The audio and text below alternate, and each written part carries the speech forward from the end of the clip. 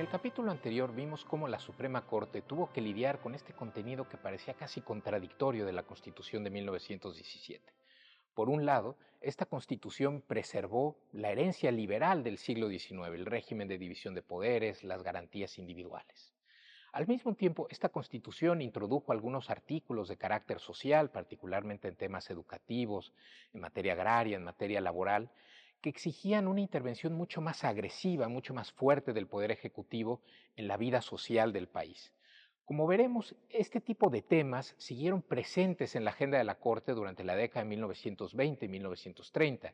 Veremos temas como los poderes de las juntas de conciliación y arbitraje, la materia petrolera, los amparos en materia agraria, la materia religiosa incluso, pero realmente lo que vemos a partir de 1924 es una preocupación cada vez mayor de los gobiernos revolucionarios porque la Corte se convierta en un auxiliar del Poder Ejecutivo en la realización de las tareas y metas de la revolución.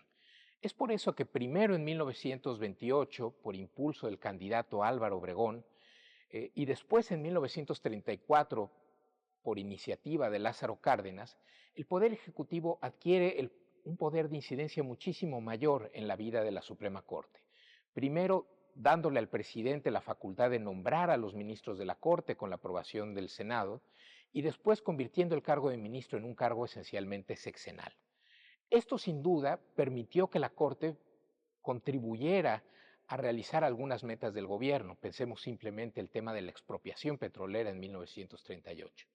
Al mismo tiempo, estas reformas y la exclusión simultánea de la Corte de algunos temas como la materia agraria convirtieron a la Corte en un apéndice del Poder Ejecutivo, minando el principio de independencia judicial y sentando también las bases para un régimen mucho más autoritario a partir de la década de 1940.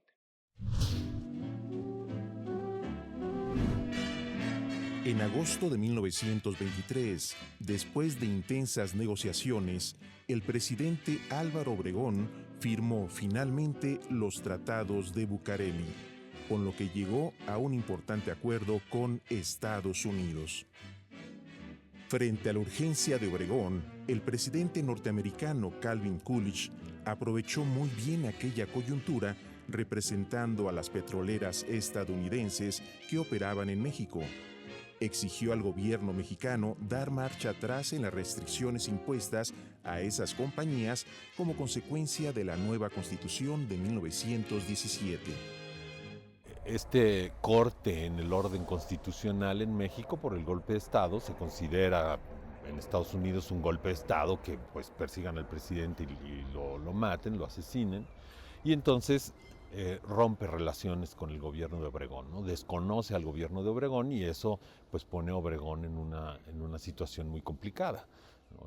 Todos los presidentes en México, por supuesto, saben que es mucho más fácil gobernar cooperando con los Estados Unidos que teniendo a los Estados Unidos en contra, ¿no? Entonces este es el contexto en el que avanza el gobierno de Álvaro Obregón después de el interinato de Adolfo de la Huerta.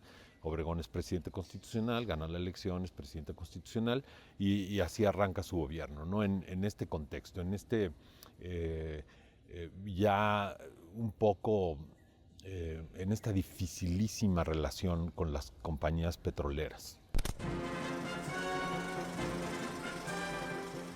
Con la firma de los tratados de Bucareli, las compañías norteamericanas pudieron seguir operando con las ventajas que habían tenido siempre desde el Porfiriato. Por lo que toca a los ministros de la recién electa Tercera Corte Revolucionaria, su cargo sería definitivo, es decir, inamovible. 1923 es un año interesante en la historia de la Corte, porque es el año en que por fin los ministros tendrían inamovilidad. Recordemos que en el diseño original de la Constitución de 1917, los ministros de la Corte tendrían inamovilidad, pero habría un periodo de adaptación que iba de 1917 a 1923, en el que se nombraron varias cortes de manera escalonada, que fue una especie de periodo de prueba, vamos a ponerlo de esta manera. A partir de 1923, los ministros, en teoría, serían inamovibles. Pero justamente porque los gobiernos por revolucionarios habían percibido, habían podido percatarse de la importancia de la Suprema Corte, en el momento en que llega el momento de escoger a los ministros inamovibles de esta Corte, no hay un acuerdo político. La Corte, de hecho, se paraliza varias semanas porque no hay nombramientos, y entonces la Cámara de Diputados y la Cámara de Senadores tienen que hacer un arreglo para que una Cámara nombre a un número de ministros y otra Cámara a otro. ¿Qué es lo que subyace detrás de esto? Lo que tenemos en 1923, de un modo más amplio, es un sistema político todavía bastante fragmentado, bastante inestable. Apenas la Constitución había sido promulgada en 1917. El primer jefe había muerto, ejecutado pocos años antes. En 1923 vamos a tener una rebelión militar contra Álvaro Obregón por su intento de apoyar como candidato a la presidencia a Plutarco Elías Calles, la famosa rebelión de la Huertista. Entonces, estamos hablando de un sistema político todavía muy frágil, muy dividido, dentro del cual pues, tiene que seguir operando esta Suprema Corte. En 1923 se nombra a esta Suprema Corte, pero pues pasa lo que decíamos hace un minuto, que estos jueces son inamovibles, son completamente independientes y que ellos interpretan la Constitución de acuerdo a sus propias visiones, de acuerdo a la formación que ellos tienen, que la mayoría de ellos tienen una formación porfirista, ¿no? Entonces tienen una visión liberal de la sociedad y por eso, por ejemplo, protegen los derechos individuales, lo que detiene el reparto agrario, lo que hace que las huelgas pues, no sean exitosas, etcétera. Y esto es un poco la necesidad que sienten los presidentes de decir esto no puede ser, ¿no? No puedo gobernar, no puedo cumplir, digamos, con el mandato revolucionario de repartir la tierra, de apoyar a los trabajadores, etcétera, cuando tengo una corte que pues está concediendo amparos, ¿no? Entonces, un poco eso es cómo se da ese conflicto, ¿no?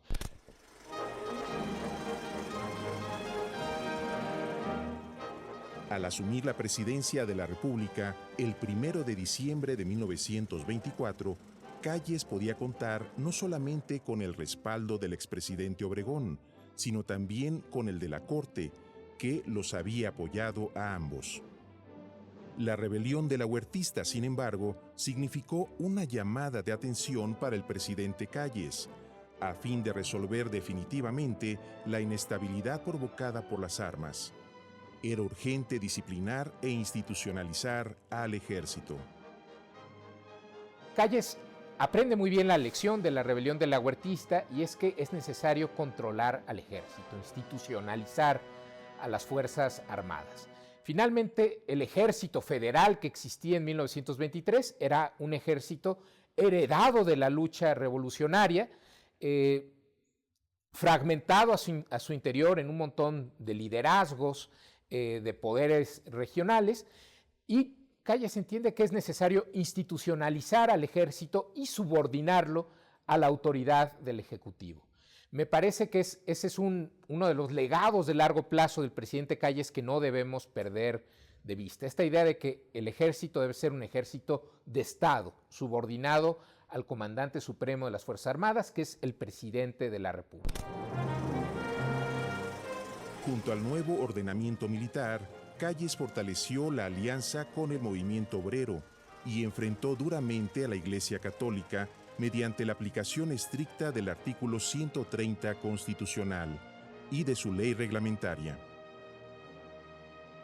Y Calles, cuando llega a la presidencia, trae el antecedente de que ya varios gobernadores habían empezado a aplicar leyes locales y el 130 de manera pues un poco más agresiva, ¿no? Limitando el número de sacerdotes, por ejemplo, que podían ejercer el sacerdocio en el territorio de los estados, obligando a toda la población, por ejemplo, a registrarse en el registro civil antes que aceptar un acta de bautismo, a casarse por la ley antes que casarse por la iglesia, etcétera, ¿no? Entonces, Calles viene de eso, viene aprovechando eso, ¿no? Obregón, desde mi punto de vista, era una persona mucho más...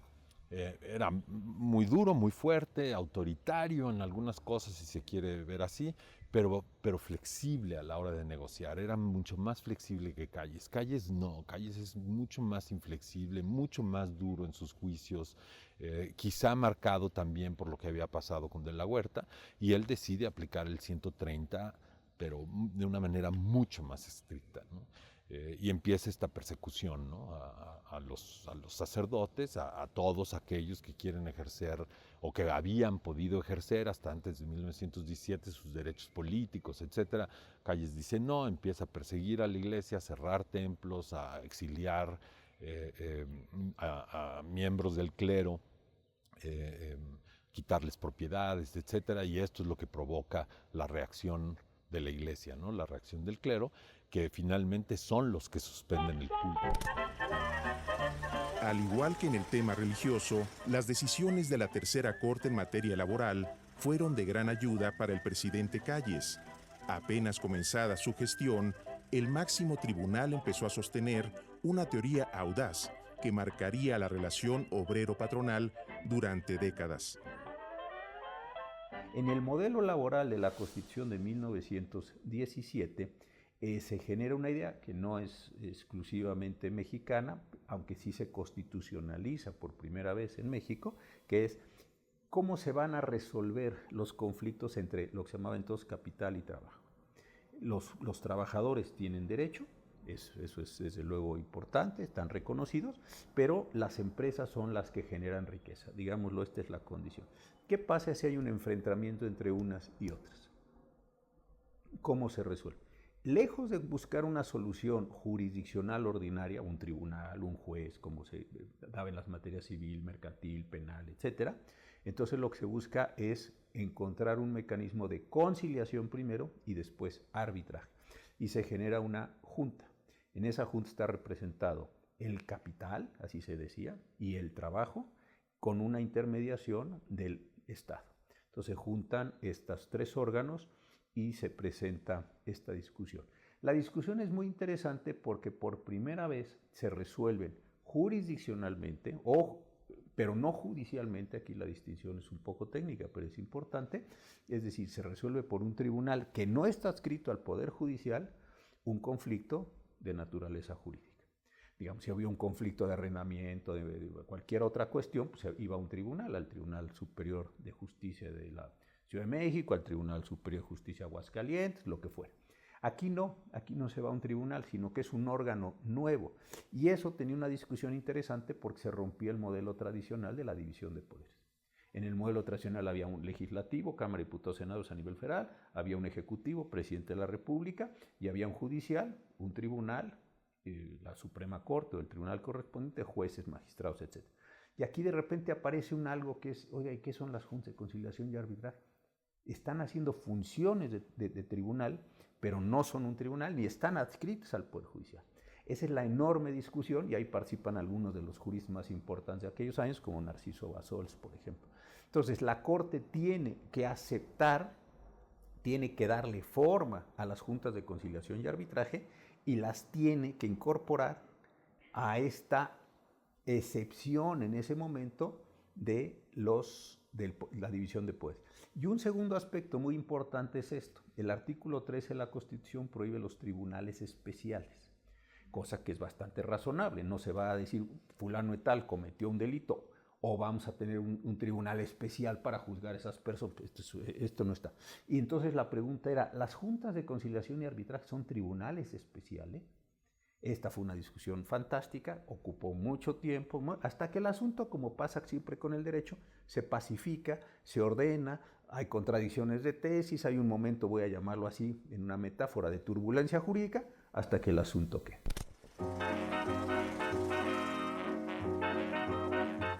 En cuanto a la relación del Estado con las compañías petroleras, Calles hizo ver que no consideraba los tratados de Bucareli, firmados por Obregón, como el punto final de la disputa.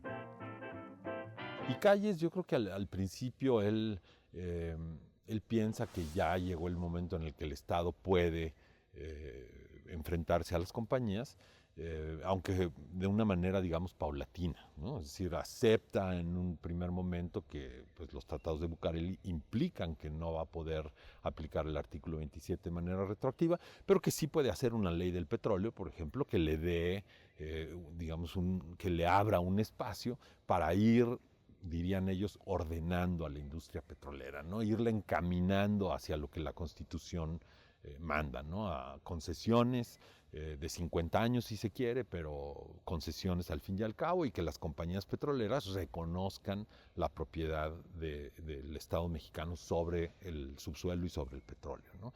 Eso es un poco, yo creo, como lo ve Calles. Cuando efectivamente propone una ley, pues las compañías dicen no, esto no nos gusta.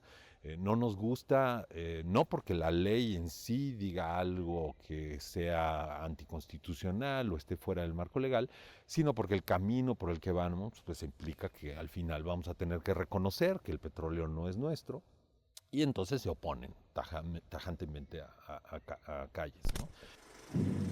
Ante la inmediata presión de las compañías petroleras, que interpretaron esa ley como otro intento para aplicar el artículo 27 de forma retroactiva, Calles quedó atrapado en el mismo dilema que su antecesor.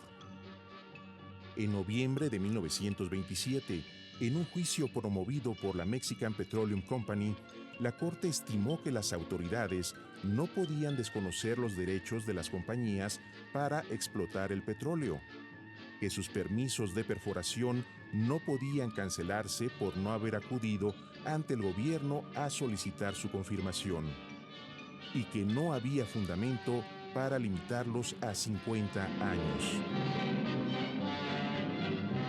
En el ámbito agrario, la Corte empezó a conceder más amparos contra resoluciones de restitución y dotación ejidal, muchas veces a causa de violaciones a la garantía de audiencia de los terratenientes.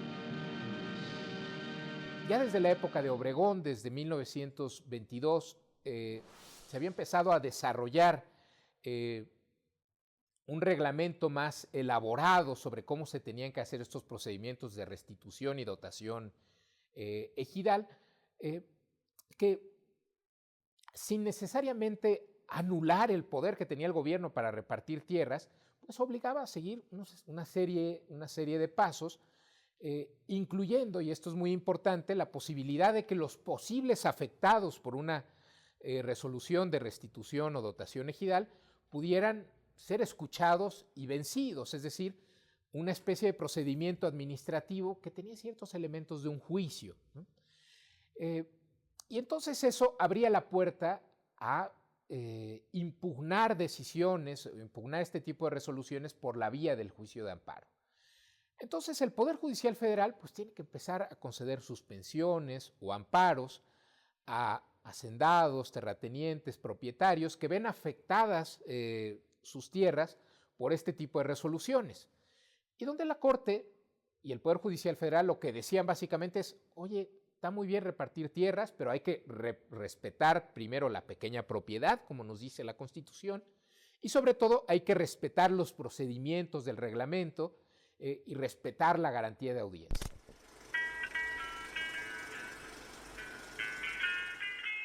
Puesto que la legitimidad del régimen estaba asociada al reparto agrario, la protección judicial de los terratenientes era un asunto muy delicado. Una bomba política cuya peligrosidad crecía en la medida en que los amparos se encontraban con la resistencia de los grupos campesinos, antes beneficiados y ahora afectados por las nuevas resoluciones. A la búsqueda de una solución que equilibrara el conflicto, Calles promulgó una nueva ley de dotaciones y restituciones de tierras y aguas, redactada por el jurista Narciso Bassols. El nuevo reglamento procuró sistematizar al máximo el reparto agrario, sin eliminar el derecho de los afectados a rendir pruebas y alegatos. cómo la Corte va a tratar de balancear, por un lado, su misión jurídica, que es hacer valer estos reglamentos o una ley reglamentaria sobre el artículo 27 constitucional, pero también esta presión política de hacer lo más flexible que se pudiera el reparto de tierras. Y la Corte y el Poder Judicial Federal, aunque van a conceder suspensiones, amparos, etcétera, no va a salir necesariamente bien librada de esta misión, porque poco a poco el movimiento agrarista y muchos políticos, gobernadores vinculados al movimiento agrarista van a empezar a ver al Poder Judicial y a la Corte como la enemiga del reparto agrario. Al comenzar el año de 1927, la sucesión del presidente Calles empezó a enturbiar el ambiente político, especialmente en la capital del país. Entre los posibles contendientes, uno estaba muy por encima del resto: el poderoso general y expresidente Álvaro Obregón.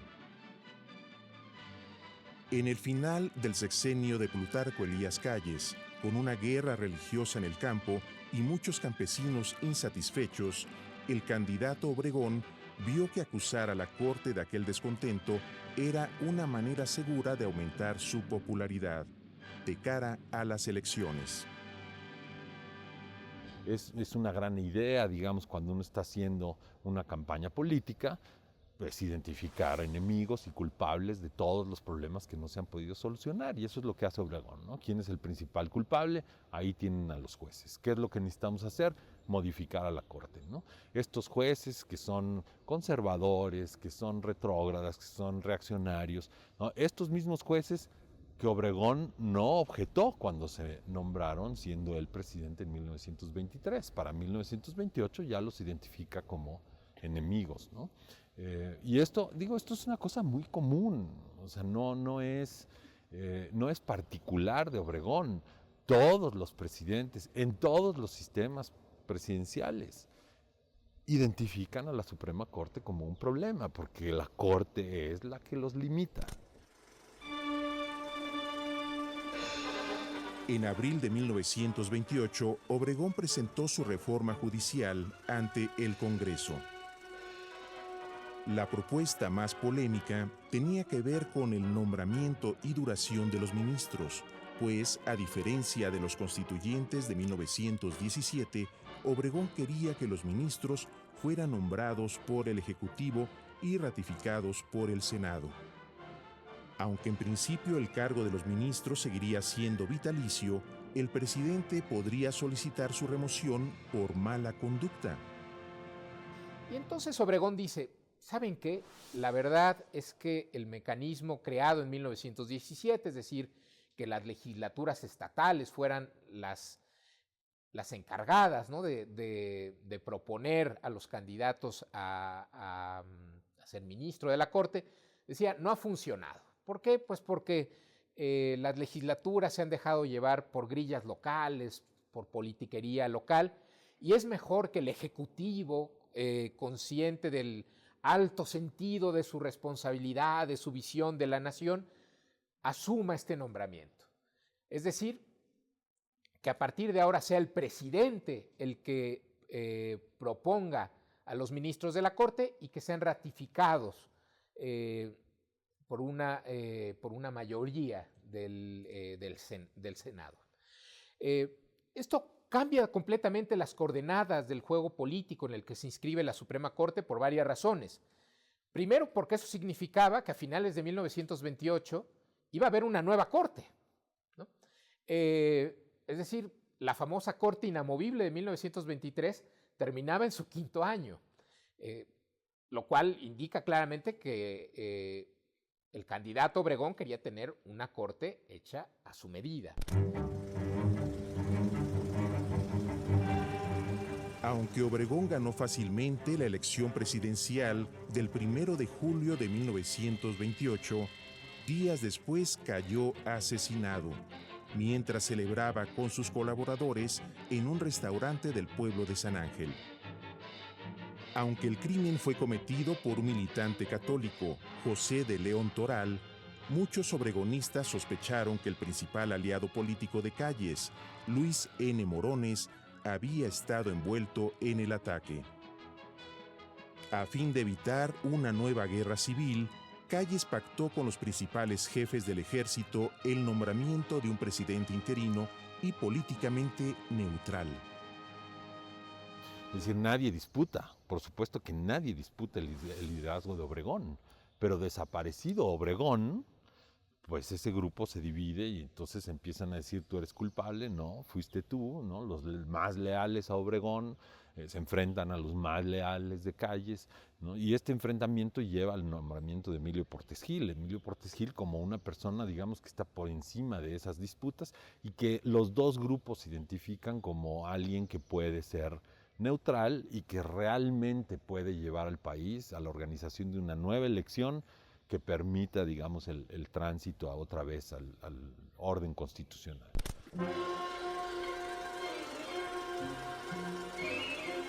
Aquel acuerdo político, tomado en circunstancias de enorme presión, dio lugar al periodo conocido como Maximato, bajo el imperio de Plutarco Elías Calles. Puesto que la reforma judicial de Obregón entró en vigor el 20 de diciembre de 1928, el presidente Portes Gil se encargó de elegir a los ministros de la Cuarta Corte Revolucionaria. Que en sus memorias Portes Gil dice, yo quería tener una corte técnica. Portes Gil era un abogado, egresado de la Escuela Libre de Derecho. Yo quería tener una corte muy técnica y entonces busqué lo mejor posible de los ministros para que en la Corte de 28 tuvieran la capacidad de hacer derecho.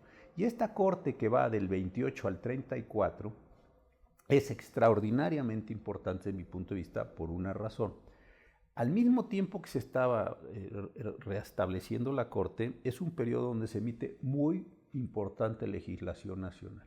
Código Civil, Código de Procesos Civiles, Código Penal, en fin, parte de legislación que todavía hoy está en vigor se emite en ese periodo. Y la gente en general no lo ve, pero esto es algo que se aprende con el estudio de la historia, de la historia jurídica, es que esas leyes pues son definiciones muy abstractas. Se define qué es matrimonio, se define qué es hipoteca, se define qué es delito. Y todo eso tiene que hacerse una práctica cotidiana en los tribunales y en la sociedad. Y esa Corte de 28 en ese sentido es extraordinaria. Todavía muchos precedentes de legislación, de que todavía me parece que le dan mucho significado a las instituciones que permanecen de esa legislación, están establecidas o están bien interpretadas por esa Corte. Hacia los últimos años 20 y el comienzo de la década de 1930, la vieja cultura liberal mostraba signos de desgaste en todo el mundo occidental. En la agitada Europa, el ascenso del general Francisco Franco en España, de Benito Mussolini en Italia y de Adolfo Hitler en Alemania mostraban una nueva ruta en la cual los valores democráticos se veían relegados, cuando no, seriamente amenazados.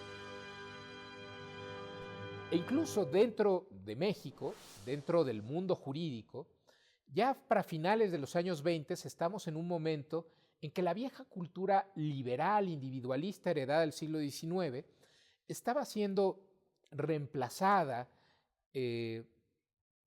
por otra de marcado signo colectivista, donde se decía básicamente de que sí estaban muy bien los derechos del individuo, las garantías individuales, pero que esto se tenía que subordinar al interés de la colectividad, al interés social más amplio, y que ese interés social o ese interés de la colectividad sería expresado, realizado, impulsado por el Poder Ejecutivo, por el Presidente de la República. Es decir, estamos hablando de un momento de transición a un periodo más colectivista y de mayor concentración de la autoridad en el Poder Ejecutivo.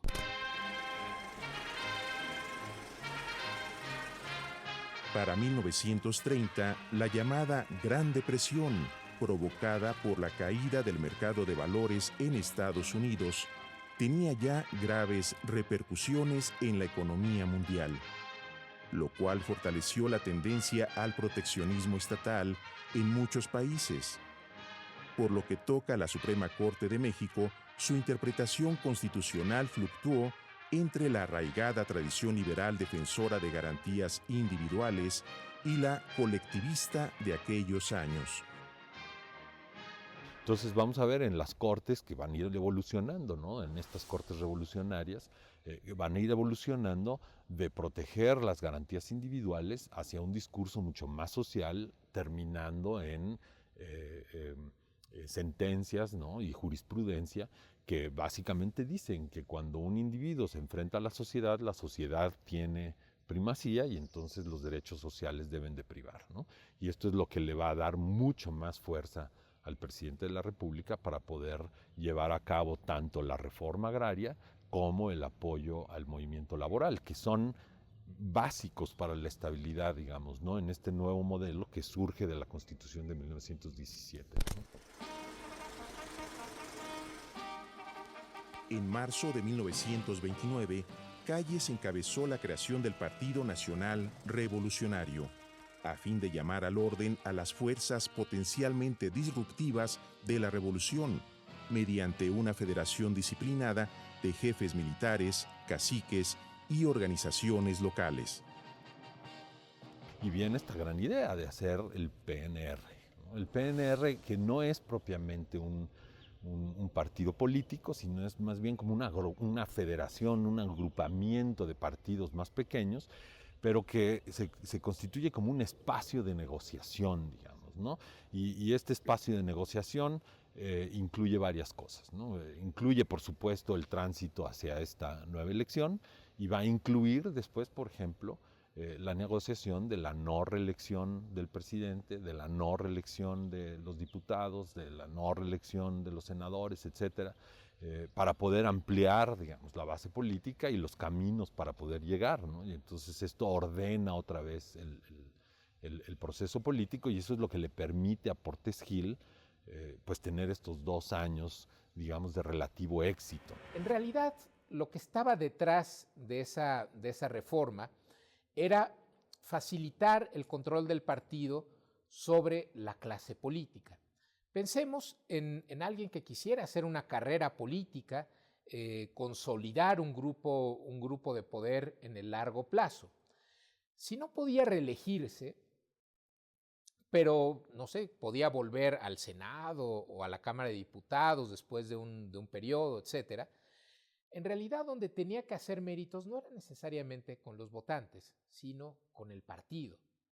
Creo que ese es uno de los aspectos centrales de la cultura política autoritaria que va a caracterizar a buena parte del siglo XX mexicano. ¿Sí? La clase política no necesitaba realmente de sus votantes o de la ciudadanía, necesitaba del visto bueno del partido.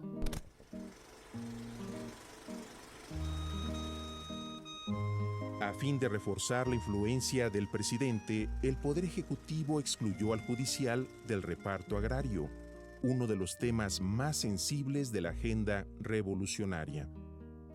Así, mediante el decreto del 10 de diciembre de 1931, el presidente Pascual Ortiz Rubio reformó la ley agraria para dejar claro que los afectados por repartos de tierras no tendrán ningún derecho ni recurso legal ordinario o extraordinario de amparo. No obstante, el ejemplo más claro de la debilidad del máximo tribunal sería el destierro del reconocido jurista Luis Cabrera, quien criticó públicamente al nuevo régimen encabezado, de facto, por Plutarco Elías Calles. Luis Cabrera, a principios de la década de 1930, imparte una conferencia en la Biblioteca Nacional, donde lanza una alerta diciendo, oigan, acordémonos de cuáles eran los ideales revolucionarios y democráticos con los que empezó la lucha armada. Nosotros queríamos democracia, queríamos justicia social, queríamos un respeto a la vida constitucional. Y dice Luis Cabrera, oigan, ya en este contexto del maximato, del jefe máximo, del PNR, etcétera, en realidad a lo que nos estamos asomando es a la construcción de un régimen autoritario. Aquí hay algo que está distorsionando o traicionando los ideales originales de la revolución. Ignorando el amparo concedido a Cabrera por la justicia federal, la autoridad lo detiene y lo envía inmediatamente a Guatemala. La airada reacción de un notable ministro, Alberto Vázquez de Mercado, quedaría en la historia del Poder Judicial como una defensa de la siempre deseable, aunque no siempre posible, integridad de la Corte. En 1934, el hombre más poderoso de México era aún Plutarco Elías Calles. No obstante, sería el nuevo candidato presidencial del PNR, Lázaro Cárdenas, quien cosecharía los frutos del maximato callista. Aunque Cárdenas era cercano al jefe máximo, estaba lejos de ser el hombre que Calles hubiera querido para sucederlo. Dentro del partido, su candidatura obedeció a la fuerte presión de organizaciones agraristas, que exigían un gobierno más comprometido con la dotación y restitución de tierras a los campesinos. Cárdenas era un joven general michoacano que tenía sobre todo una muy buena reputación entre el movimiento agrarista. ¿Por qué? Porque cuando él había sido gobernador de Michoacán, había tratado de impulsar el reparto agrario y también había tratado de incorporar al sistema de gobierno local a las organizaciones agraristas y obreras. Y entonces ese sector dentro del PNR veía a Cárdenas como un candidato muy favorable en ese contexto político. Y es por eso que Calles le da el visto bueno a Lázaro Cárdenas, a este joven general michoacano, como el nuevo presidente de la República, es decir, como el nuevo candidato presidencial del PNR en 1934.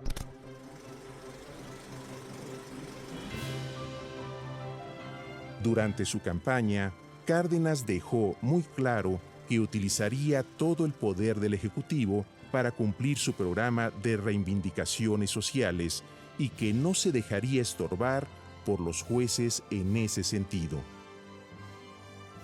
En septiembre de 1934, aún antes de haber asumido la presidencia, el candidato electo presentó al Congreso un ambicioso proyecto de reforma al Poder Judicial. Pero Cárdenas desde 1933 empieza a trabajar en la posibilidad de sustitución de la Suprema Corte de Justicia. Utiliza un discurso que es muy interesante, está en algunos de sus fragmentos de sus memorias, donde dice que a la Corte de 28 carece de espíritu revolucionario.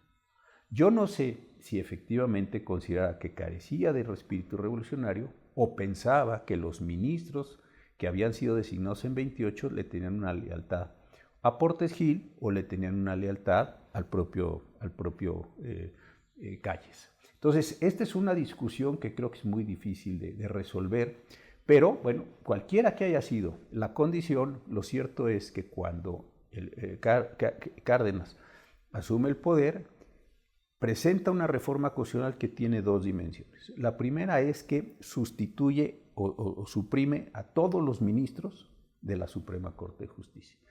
La segunda es que aumenta a 21, genera una cuarta sala, la sala del trabajo, para esa Suprema Corte de Justicia. Y la tercera es que pone, con los nuevos ministros ya designados desde luego, a revisión a la totalidad de los jueces y magistrados del país. Entonces no había tribunales colegiados, había nada más juzgados de distrito y tribunales unitarios de circuito para la apelación de las decisiones de los jueces de distrito en los asuntos ordinarios, y entonces pone a revisión. Y se renueva y se genera una nueva Suprema Corte de Justicia y un nuevo Poder Judicial de la Federación. Y ahí algo interesante es que el general Cárdenas propone también que los ministros tengan una duración de 6 años. Cárdenas dice: los ministros de la Corte no deben ser inamovibles, no deben ser permanentes.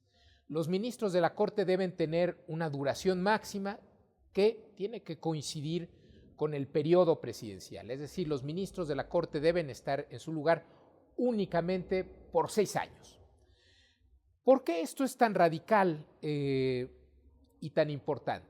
Porque el mensaje que está enviando Cárdenas, y va a ser bastante explícito, es que la Corte se debe ajustar a las prioridades, al programa, a los dictados del presidente de la República. ¿Por qué? Porque el presidente de la República es el gran líder del movimiento revolucionario, el gran intérprete de la Constitución, el expositor más autorizado de su espíritu y de sus reformas, y entonces tiene que haber una sintonía perfecta entre la Corte y el Poder Ejecutivo. ¿Qué mejor manera de hacerlo que darle la oportunidad a cada presidente de rehacer la Corte a su medida? Porque Cárdenas busca otro perfil en la Corte. Cárdenas quiere también ministros revolucionarios, pero le da un matiz distinto al entendimiento de revolucionario. Para Cárdenas es muy importante la militancia activa, que se pongan por adelante los ideales básicos de la revolución, sobre todo los sociales, ¿no? Los ideales de, por ejemplo, el reparto agrario y los temas laborales. Entonces, Cárdenas ya no valora tanto esa característica del jurista que una vez que llega a la Corte puede algunas veces fallar en contra de, por ejemplo, en contra del gobierno que lo propuso, cuando así lo dicta la Constitución o su valoración de la Constitución, dados los hechos de los casos. Cárdenas no quería que la Corte fuera un obstáculo.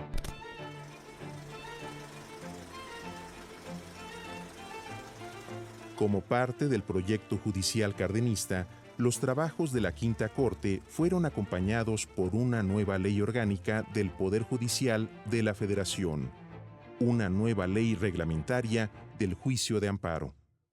Junto al reparto agrario y a fin de ganarse el apoyo de la clase obrera, Cárdenas fortaleció a los sindicatos, usándolos como instrumentos de control de los trabajadores en todo el territorio nacional.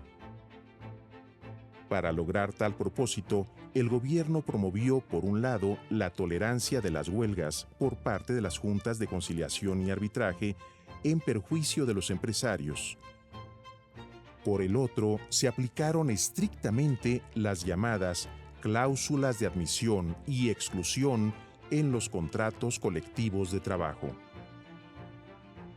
¿En qué consisten estas cláusulas? Bueno, estas cláusulas habían sido introducidas por la Ley Federal del Trabajo de 1931 y decían básicamente que existía la posibilidad de incluir en los contratos colectivos de trabajo una cláusula según la cual para ser trabajador de una empresa había que ser miembro del sindicato y que si el sindicato expulsaba a uno de sus miembros o también uno de sus miembros renunciaba al sindicato, en ese momento perdería el trabajo.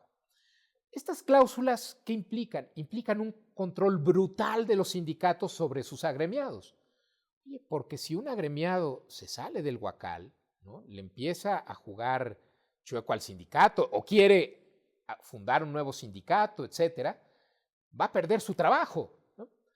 Y bueno, son cláusulas que violan abiertamente la libertad sindical, la libertad de asociación, que violan esas garantías individuales que estaban ahí desde 1800, en el caso de la libertad de asociación, desde la Constitución de 1857. ¿Qué va a decir la Corte? La Corte va a invocar una doctrina fundamentalmente colectivista. Va a decir, oigan, pues sí, la verdad está feo, ¿no?, que esto viole la libertad de asociación, pero hay un interés colectivo más alto que es la protección de los sindicatos. Los sindicatos son fundamentales para proteger los derechos del trabajador, los derechos de la colectividad, y entonces está bien que la Ley Federal del Trabajo le dé tanto poder a los sindicatos sobre sus agremiados, porque es la única manera de fortalecerlos.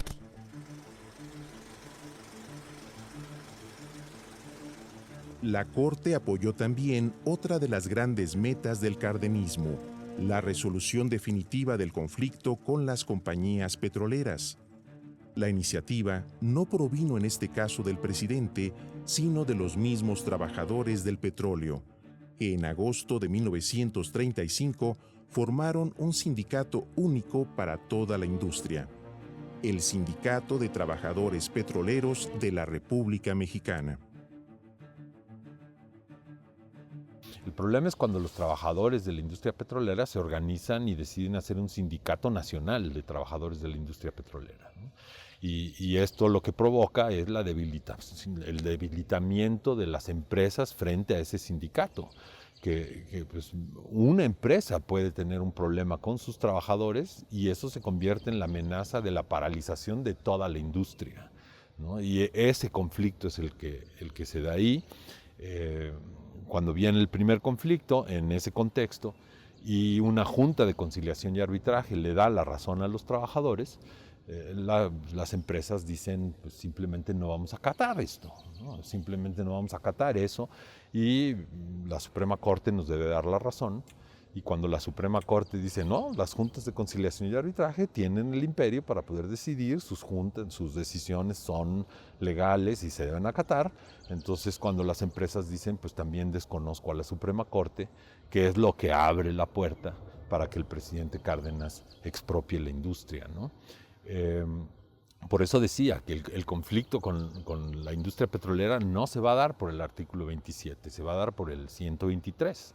Y se da en un contexto muy particular, ¿no? Eso hay que tenerlo muy claro, ¿no? 1938 es un año en el que ya tenemos a Hitler en el poder desde 5 años antes, donde se ve el conflicto en Europa como una cosa inminente, en donde Estados Unidos sabe que no puede tener un conflicto con México, no solamente un conflicto armado con México, porque no puede distraerse militarmente, sino tampoco puede tener un conflicto con la industria petrolera en México, porque es el petróleo un recurso muy importante para ellos y para Alemania. Es decir, el presidente Cárdenas podía haber dicho, bueno, pues no me compras petróleo, yo se lo vendo a Alemania, ¿no?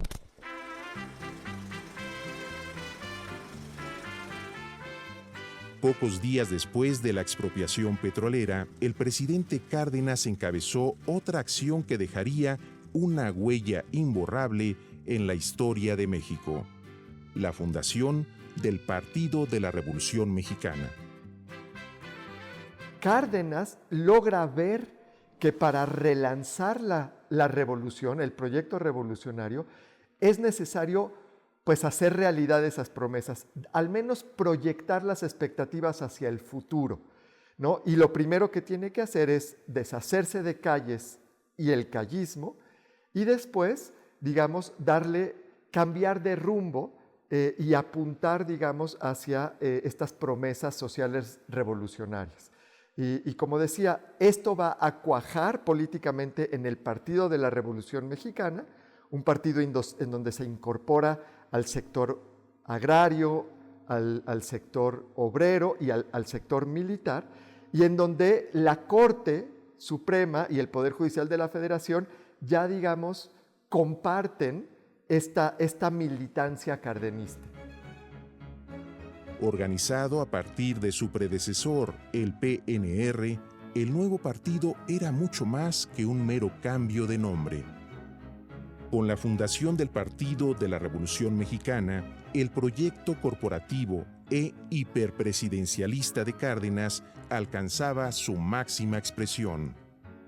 Más allá de los tintes agraristas, obreristas e incluso socialistas que habían marcado a su administración, el general Cárdenas había sentado las bases de un largo periodo político de nuestra historia, el del llamado presidencialismo autoritario. Cárdenas piensa en un partido colectivista de masas que sirviera como la estructura de funcionamiento de esta democracia de los trabajadores. Va a ser un partido con cerca de 4 millones de afiliados, una estructura política básicamente invencible, y que va a servir de cimiento, ahora sí, para la consolidación de un régimen hiperpresidencialista y autoritario. ¿Por qué hiperpresidencialista? porque dentro del nuevo gran arreglo del Partido de la Revolución Mexicana es que el líder último del partido no sería una especie de jefe máximo, líder moral al estilo de Calles, sino el presidente de la República. El presidente de la República sería la gran cabeza de ese partido de masas, y entonces este partido de masas se reinventaría cada 6 años con el cambio de presidente. Sería ya la consolidación de ese arreglo. El presidente de la República contaría con el PRM para la formación de grandes mayorías electorales o mayorías electorales aplastantes que le permitieran contar no solo con el control del Congreso y de la Suprema Corte, sino de los gobiernos y legislaturas estatales. Es la base central del presidencialismo mexicano autoritario del siglo XX.